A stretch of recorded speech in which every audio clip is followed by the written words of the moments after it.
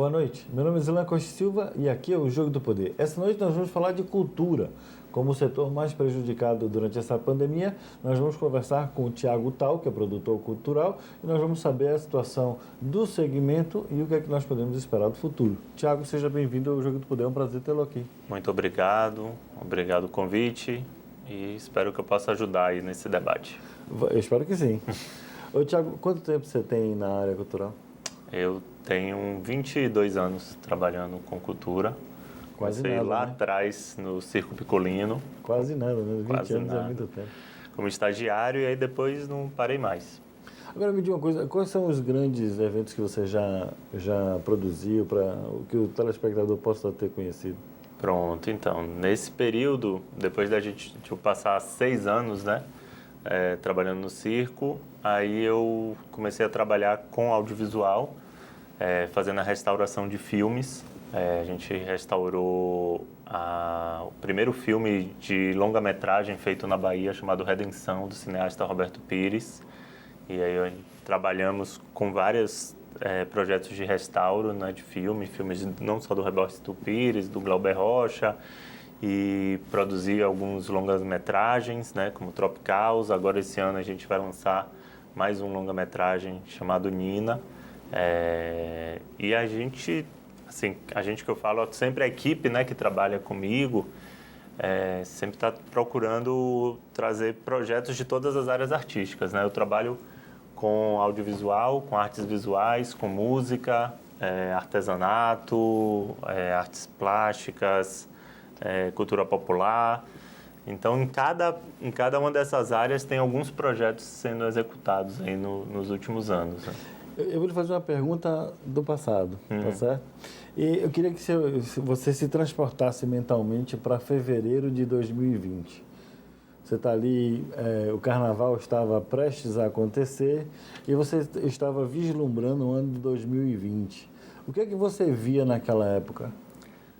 Eu estava fazendo a pré-produção de um filme, é um telefilme que vai ser exibida na TV Bahia, né, pela Globo. E aí a gente estava nessa pré-produção ali, certos de que ia gravar no mês de abril. E aí de repente parou tudo e a gente falou, não, tudo bem, segura tudo que em julho volta.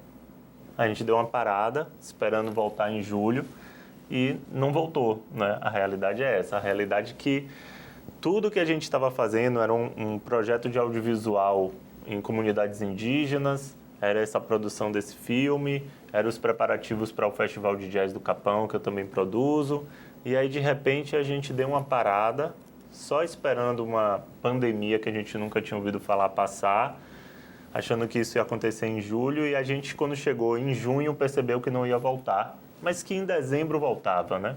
Depois que passasse o Réveillon, tudo ia voltar, e aí a gente está aí no ano de 2021 tendo que se adaptar, porque até agora não voltou completamente, né? Então, outubro de 2021, nós não temos nenhuma notícia de retorno total da área, né? Retorno total não. O que está acontecendo é uma adaptação, né? Em vários projetos tiveram que se adaptar.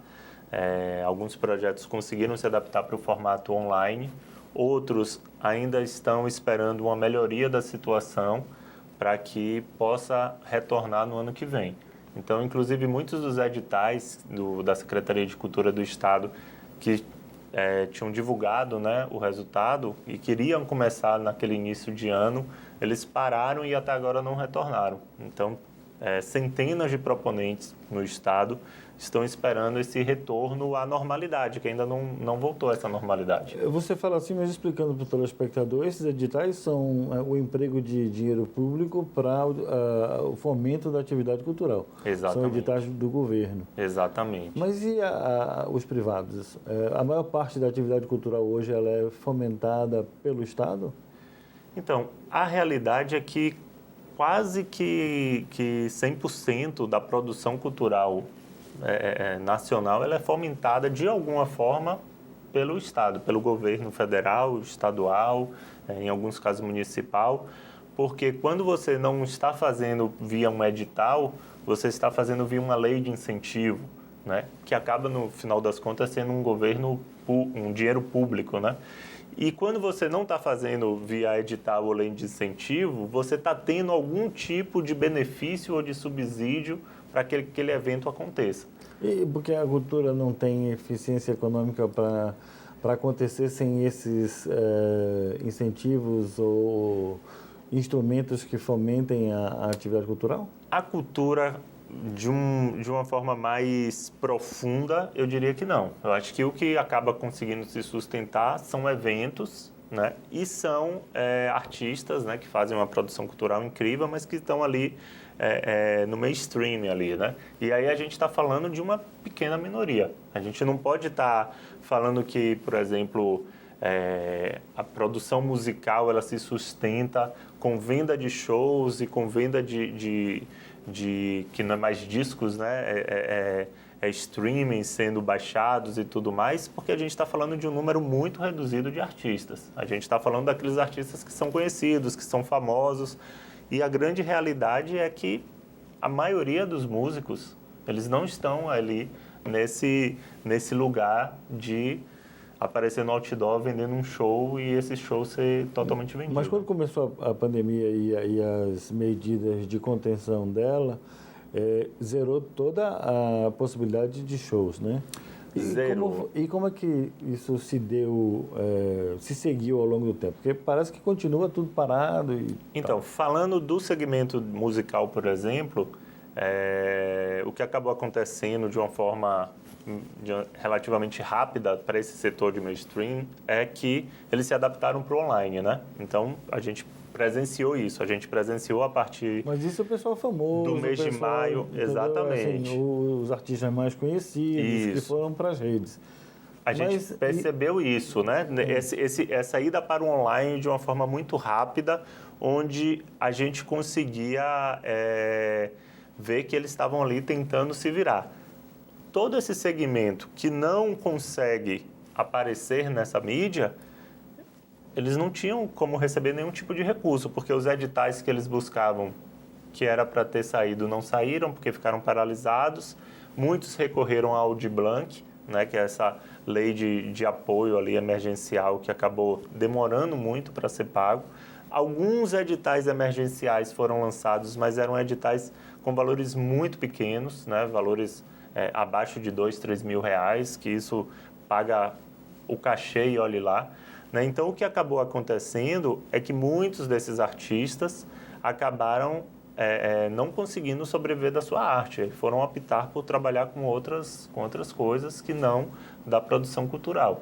Né? O que acaba acontecendo na pandemia é que você percebe o quanto os artistas eles não conseguem viver da sua arte, né? E acabam fazendo a sua arte de uma forma ali como uma coisa que é por amor. Agora me diga uma coisa, você considera que então a pandemia foi uma catástrofe para o setor cultural? Ah, sem dúvida, sem dúvida. E para todas as áreas, porque inclusive esse setor que está na mídia, esse grupo, né, essa minoria que está na mídia, eles não conseguiram mais ter esse retorno financeiro enorme que tinham quando vendia shows, quando estava o tempo todo em circulação. E os artistas não famosos, você acredita que tenham passado... necessidade passaram, mas eu estou falando uma mais grave, chegaram a passar fome ou alguma coisa nesse sentido? O que eu percebo é que os artistas que não são famosos, vamos dizer assim, eles já não viviam só de cultura especificamente. Então, eles meio que mantiveram as suas atividades paralelas, né, à cultura, e continuaram produzindo de uma forma alternativa como já produzem. Lógico que aqueles que só viviam de shows tiveram que se adaptar, tiveram que buscar outras formas de trabalho, enfim. Eu acho que um setor muito prejudicado, por exemplo, é o setor dos técnicos de cultura, né? Porque os artistas, a gente sabe que são uma categoria que muitas vezes tem um trabalho aqui, outro ali, e consegue fazer esse trabalho artístico paralelo, mas os técnicos, principalmente, que vivem daquilo, que vivem, né, que é o carregador, o hold, o técnico de som, esses passaram muita necessidade mesmo. Eu quero falar um pouco mais deles, mas no próximo bloco. E também quero falar sobre a Lei Aldir Blanc. Certo. Voltamos aqui no Jogo do Poder, depois dessas mensagens comerciais, rapidinho. Até já.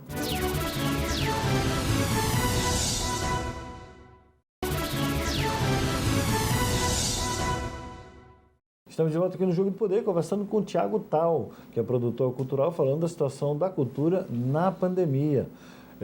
Thiago, no bloco passado a gente ficou um pouco para falar do pessoal de suporte e apoio, né? Porque não é só o técnico que cuida do som, é também o motorista, a dona que faz o lanche, e toda essa comunidade sofreu muito, né? Exatamente. Assim, o que acaba acontecendo é o seguinte, quando você tem um apoio, né, um edital emergencial, por exemplo, que foi uma atividade meio que comum, editais de R$1.000, R$2.000 até R$5.000. Quando eles são lançados, quem é que tem condição de acessar esse edital? É o artista. Eu não estou nem falando do artista famoso, né? Esse artista que está ali produzindo projeto, que está escrevendo, que está criando. E aí, quando o recurso, que geralmente é um recurso que chega entre 20 e 100 mil reais para esses projetos, eles começam a chegar de 2 a 5 mil reais, o que é que esse artista faz? Ele meio que tem que resolver tudo sozinho. Então ele é o cara que ele filma, que ele cuida do som, que ele cuida da luz, que ele cuida do lanche dele, e ele consegue apresentar um produto online com uma equipe muito reduzida. E aí esses técnicos, eles acabaram realmente ficando sem trabalho. Por quê? Porque o dinheiro das apresentações artísticas, elas reduziram. E aí, o que é que os artistas fazem? Olha, vou ter que me virar sozinho para fazer tudo. E aí, esse grupo de técnicos, eles acabaram que não tinha projetos específicos para eles, né? Um suporte específico para eles. Então, com certeza, com as restrições todas, de volta dos espaços, né? E tudo ficou online, todas as apresentações online. Então, esse grupo de técnicos foi, sem dúvida, o que mais ficou prejudicado. Agora, a Lei Aldir Blanc, me fala um pouco dela. Quando foi que ela surgiu e para quê? Pronto. A Aldir Blanc ele é um movimento coletivo, né?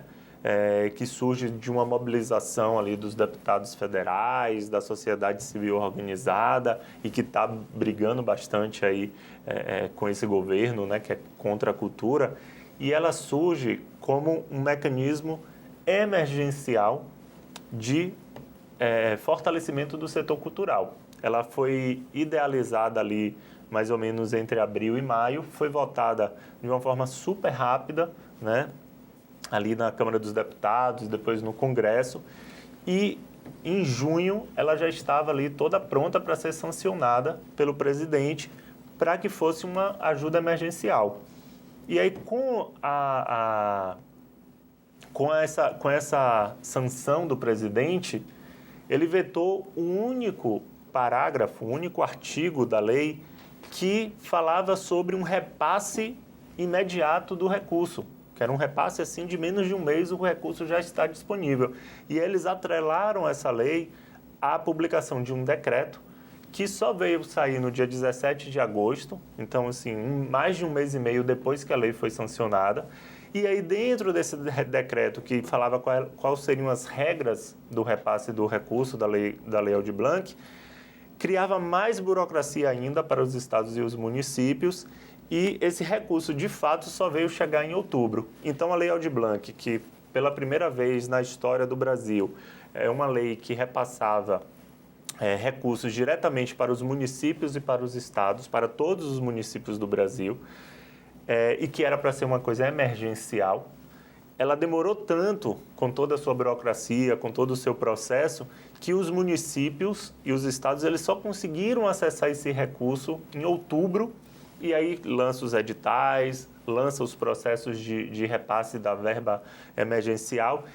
E a ponta, né, que é o fazedor de cultura, ele só recebe esse recurso a partir de novembro. Então, o que era para ser emergencial no sentido da urgência, virou emergencial no sentido de emergir, de fazer com que a cultura, já no ano de 2021, conseguisse emergir com esse auxílio, porque se dependesse da demora, da burocracia do governo, todos esses artistas iriam morrer de fome. Nós estamos falando de quanto, em média, para cada projeto ou para cada artista? Então, na verdade, isso variava de acordo com cada estado e cidade, né? O repasse ele tinha um cálculo a partir de dois fatores, né? Que é a população e o fundo de participação municipal, que cada município já recebia do governo para poder receber esse recurso. E aí Tinha municípios, por exemplo, que recebia R$70 mil, outros R$200 mil, outros R$500 mil. Então, isso variava de acordo com cada município e o Estado daquele município recebia aquele valor que a soma dos municípios receberiam, o Estado receberia igual para que a Secretaria de Cultura do Estado administrasse. Então, era um recurso que vinha para todos os municípios, de acordo com esses critérios, então os valores variavam, e seria repassado igualmente o que aqueles municípios daquele estado receberiam, o Estado receberia o mesmo valor para ser administrado pela Secretaria do Estado. Então, cada município e cada estado criou editais e criou mecanismos que variavam esse valor, né? Um município, por exemplo, que só recebeu R$100 mil, ele fazia editais pequenos, né, para atender aqueles artistas ali. O estado da Bahia, por exemplo, que recebeu um volume bem maior, na casa dos milhões, sei lá, cerca de R$20 milhões, aí ele criou editais diversos, né, com valores maiores para poder beneficiar. Os R$20 milhões do ano inteiro? Para a execução dessa lei. Dessa faixa. Dessa atividade, fase. Exatamente. Mas 2021 já recebeu mais, né? Não. Aí o que aconteceu?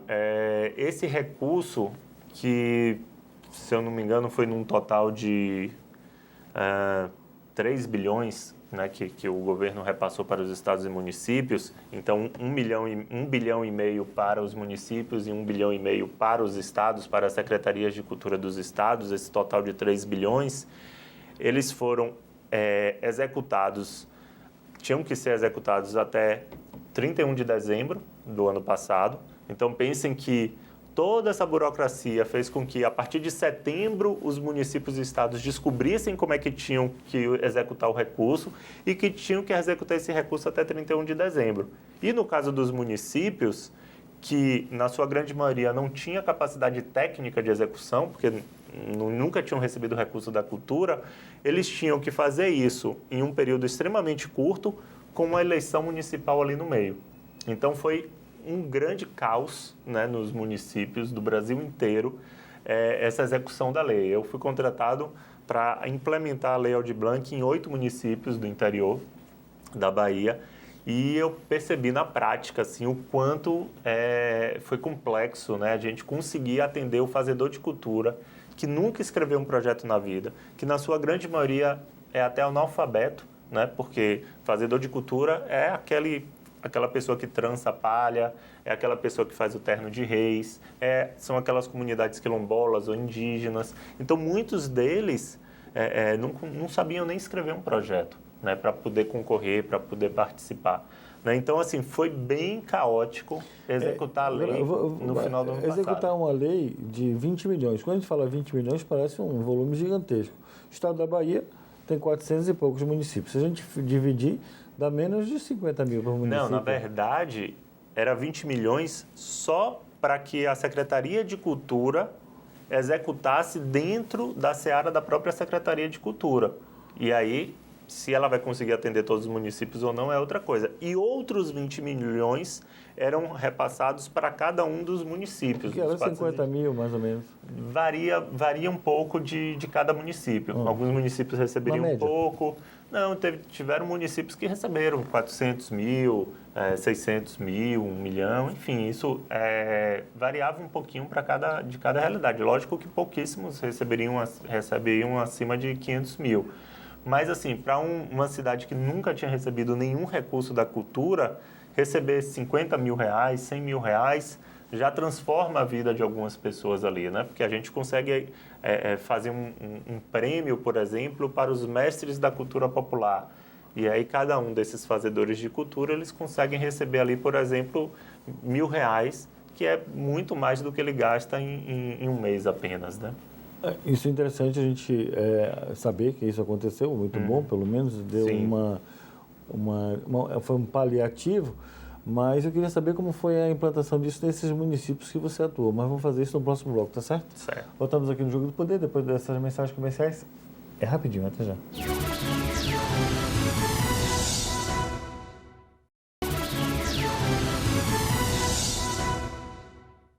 Estamos de volta aqui no Jogo do Poder, conversando com o produtor cultural Thiago Tal.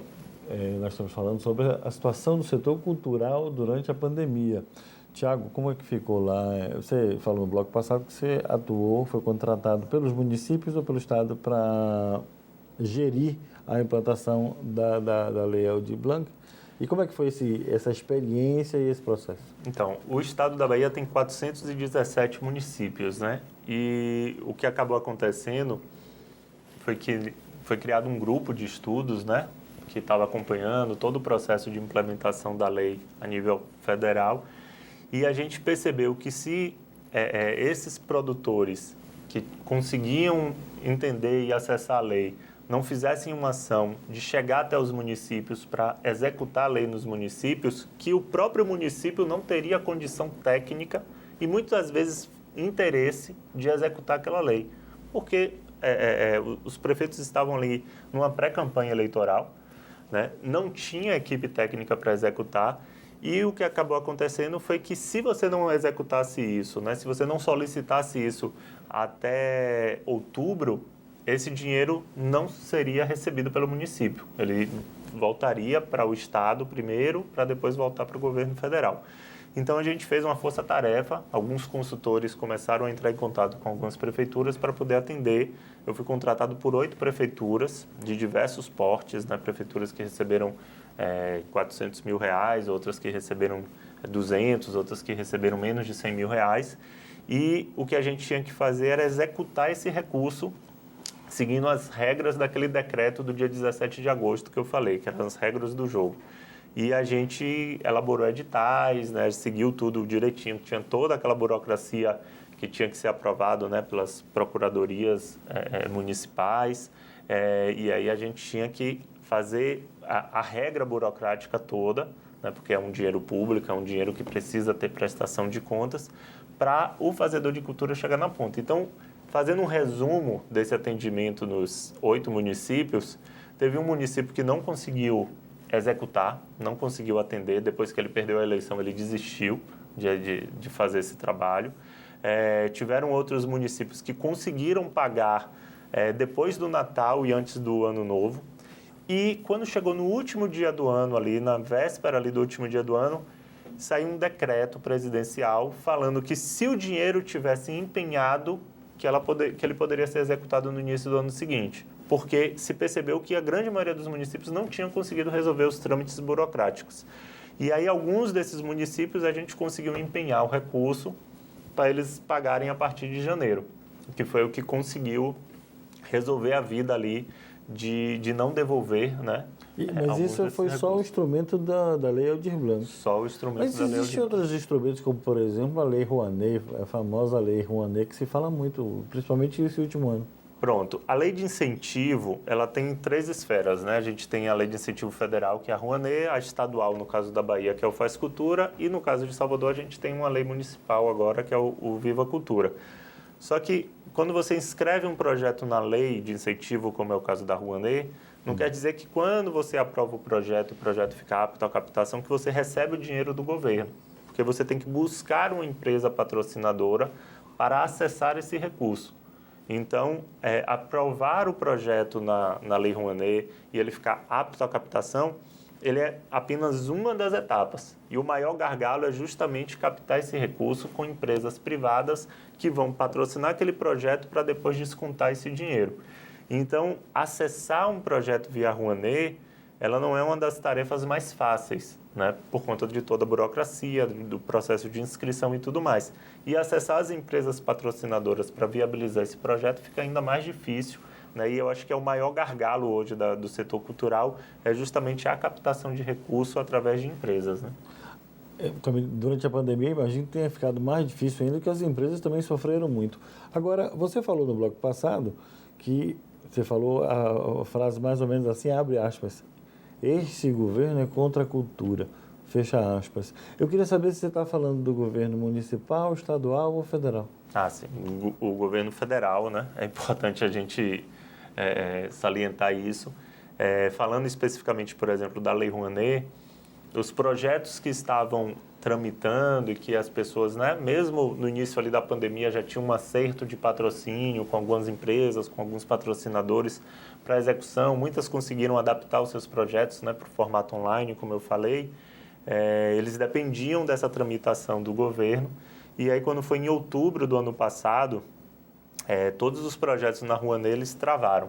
Eles pararam a tramitação, porque deixou de existir a Comissão Nacional de Cultura, chamada CNIC, e os projetos eles não tinham mais como serem analisados por essa comissão, já que ela não existia mais e não foi eleita uma nova.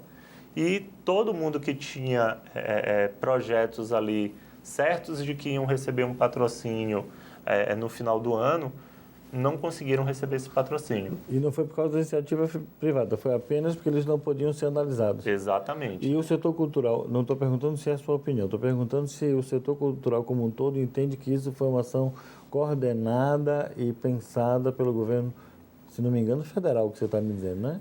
O que o setor cultural percebe, enfim, para a gente está muito claro, é que existe, primeiro, um despreparo, né? Existe uma falta de preparo técnico dentro dessa, hoje, Secretaria de Cultura, porque a cultura deixou de assumir um cargo de ministério nesse governo, né? Então, o Ministério da Cultura ele foi extinto nesse governo, ele passa a ser uma Secretaria de Cultura, e essa Secretaria de Cultura, inclusive, ela passeia por vários ministérios, né? Ela já foi da cidadania, agora está no turismo, então ele não consegue nem ter um lugar onde a gente consiga falar, olha, estamos vinculados a um ministério tal.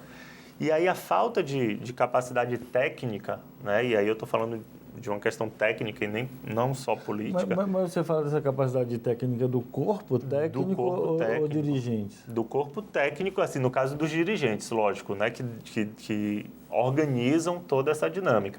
Então, esses dirigentes que assumem esses quadros, eles acabam não conseguindo responder às demandas todas de, por exemplo, análise de projetos que estava sendo demandada ali para aquele momento. E aí para a Rouanet, trava tudo. Mas isso foi um ato pensado? Ou seja, isso foi por incompetência ou por vontade própria? É isso que eu estou lhe perguntando. Eu acho que no primeiro momento é por incompetência.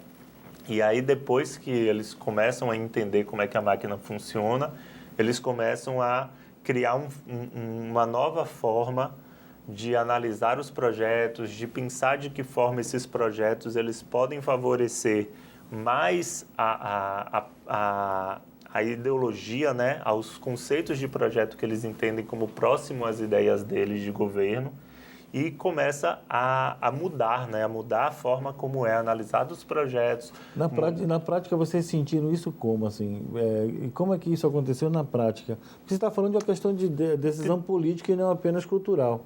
Tem um aspecto real, prático agora que aconteceu, assim, que é a instrução normativa, né? Que é tipo a regra da Lei Rouanet. Uhum. Eles lançam instruções normativas e aí mudam uma regra ou outra ali. E aí eles começaram a mudar aquela divisão das áreas artísticas. Então, por exemplo, você tem antes música, teatro, audiovisual, artes visuais, culturas populares. Hoje, eles já começam a ver de outra forma. Eles separam como arte sacra, a outra área artística, a outra linha que não é nem mais área artística, a outra linha é literatura, né? E aí eles começam a citar o quanto os projetos precisam estar afinados com essa ideologia nova, e em diversas lives que eles... Mas não se falou tanto nesse governo que era contra a ideologia implantada pelo governo anterior e estão implantando uma nova ideologia? Isso sem dúvida. Isso é uma coisa que eles estão fazendo mais do que todos os governos, né? Eles estão implantando uma ideologia que é o que eles acreditam ali como sendo benéficos ali para eles, porque o governo pensa. Vou lhe apertar um pouco em questão de política e nós vamos falar da atuação do governo federal e também do estadual e municipal, mas nós vamos fazer isso no próximo bloco, tá certo? Certo. Voltamos aqui no Jogo do Poder com o Thiago Tal, depois das mensagens comerciais, rapidinho, super importante. Até já.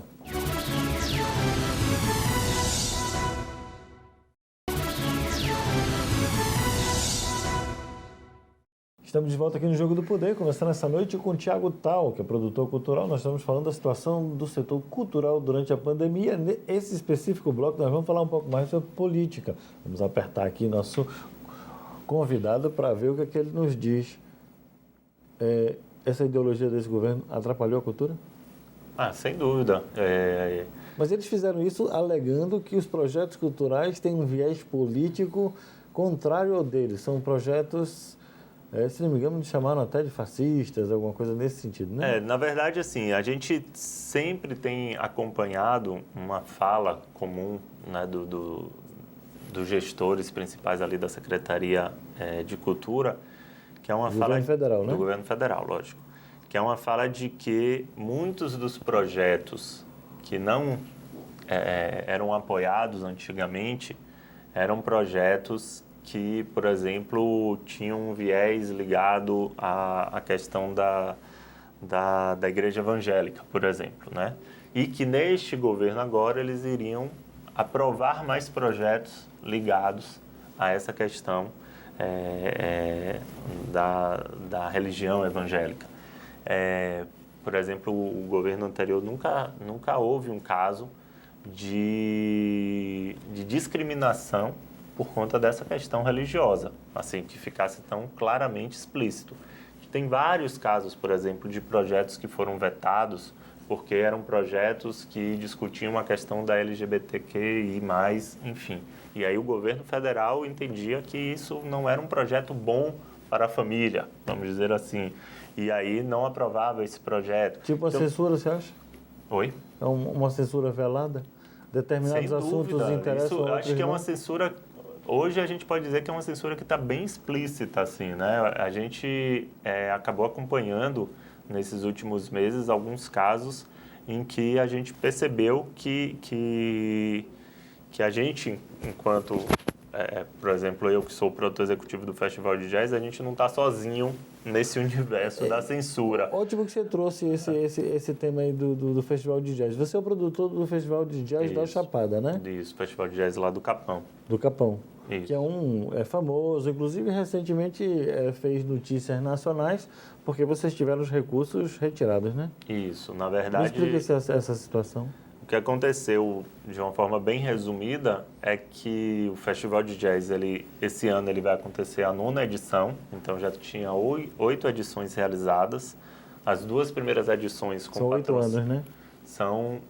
Tem um pouco mais de 8 anos, porque tiveram 3 anos que não tiveram festival, né, por falta de patrocínio, e o ano passado por conta da pandemia.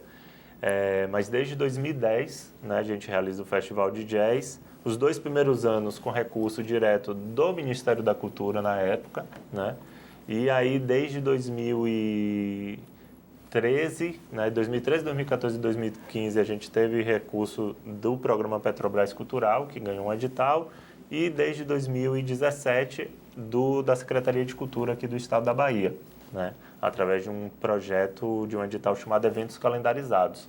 Então, a gente já vinha recebendo recursos, né, de diversas fontes no decorrer dos anos, e desde que a gente começou com os editais calendarizados aqui da Secretaria de Cultura, a gente complementava o recurso com a verba da Rouanet. Então, desde 2017, a gente consegue patrocínio complementar também pela Lei Rouanet. E nunca teve nenhum problema a aprovação do projeto. Ano passado a gente não fez o Festival de Jazz, a gente não captou recurso por causa da pandemia, a gente optou, né, por não fazer nada. E ano passado, num movimento que teve nacional, onde diversos artistas se posicionaram, né, contra as atitudes do governo federal, a gente fez uma postagem, né, falando que a gente era um festival antifascista e pela democracia. E que a gente comunga com todos esses artistas no Brasil que também pensam iguais a gente e que não concorda com várias arbitrariedades desse governo, né? Vocês se posicionaram politicamente? A gente se posicionou, lógico. E a gente se posicionou num ano que a gente não tinha recurso da Lei Rouanet acontecendo, né? E a gente não estava falando do governo especificamente, né? A gente em nenhum momento citava o governo federal. A gente simplesmente falava, somos um festival antifascista e pela democracia. E por causa disso, esse ano foi negado a vocês? E aí, quando foi esse ano que a gente entrou com um projeto, eles analisaram esse projeto simplesmente citando que a gente não fazia jazz, que a gente não fazia música. Eles simplesmente analisaram dizendo que a gente fazia política por conta dessa postagem específica no ano passado, onde não tinha o festival acontecendo. Então, eles desconsideraram todas as 8 edições que a gente fez e entenderam que este era um projeto de ideologia política contrária ao pensamento deles e que eles não poderiam liberar a captação de recursos. Mas isso aí o Ministério Público se meteu nessa história. E aí o Ministério Público entrou, né, com um processo, a gente também entrou com uma ação popular, civil, junto com 13 deputados e deputadas federais. E a gente... Da oposição, imagino. Da oposição. E a gente conseguiu anular este primeiro parecer, né, que foi um parecer que anular judicialmente, né? Judicialmente, que inclusive citava, né, a importância de Deus em uma atividade cultural, a importância da arte sacra, né, enfim. Você está me falando de uma forma, parece que a Secretaria de Cultura foi cooptada pela política atual. Eu acho que é totalmente alinhada, né? A Secretaria de Cultura... Não é mais do que alinhada, é mais cooptada, talvez. O que eu sei é que a gente entrou com esse processo, né, para poder eles analisarem de uma forma correta. E quando foi no mês passado, em setembro, saiu um segundo parecer. O parecerista do primeiro parecer, inclusive, saiu audiência... agora em outubro, onde ele teve que pagar 140 horas de trabalho comunitário. Ele foi condenado, então? Ele foi condenado e pelo ato, né, de ter feito um parecer que não era um parecer técnico, né, que tinha um viés ali ideológico forte, enfim, no que ele escreveu. E a Funarte, né, que é o órgão que cuida dessa parte de música na Secretaria Especial de Cultura, eles tiveram que fazer um outro parecer. E aí foi publicado esse segundo parecer, assinado por outras pessoas, por outros pareceristas, onde eles copiavam e colavam exatamente o mesmo texto do primeiro parecer, né? Apesar do outro ter sido condenado. Apesar do outro ter sido condenado. E aí o Ministério Público e a Ação Popular, eles entraram novamente com a Justiça, trazendo, né, a questão do descumprimento da justiça, né? Porque não adiantava você emitir um segundo parecer se esse segundo parecer é exatamente igual ao primeiro, né? E aí a gente percebe o quanto não existe um interesse, né, em fazer com que um projeto de música, um projeto de festival de música... Eu não diria que não tem interesse, eu acho que tem um interesse, um interesse contrário ao seu. Agora me diga uma coisa, vocês vão fazer o festival ou não? A gente vai fazer o festival, até porque é um projeto, né, como eu disse, que recebe o recurso da Secretaria de Cultura do Estado da Bahia já há alguns anos. E a gente, com essa repercussão nacional que acabou tendo o caso, a gente acabou recebendo também diversos apoios. Inclusive, né? Paulo Coelho, me parece, né? Exatamente. Tem uma fundação que eles atendem algumas ações sociais aqui no Brasil. E aí a Fundação Coelho e Oiticica, eles entraram com esse recurso, que seria o recurso que a gente estaria solicitando lá na Rouanet, né? Então, assim, como não ia ter mais a Rouanet, eles cobriram esse recurso e aí a gente conseguiu realizar o festival esse ano. A gente já filmou todas as apresentações artísticas.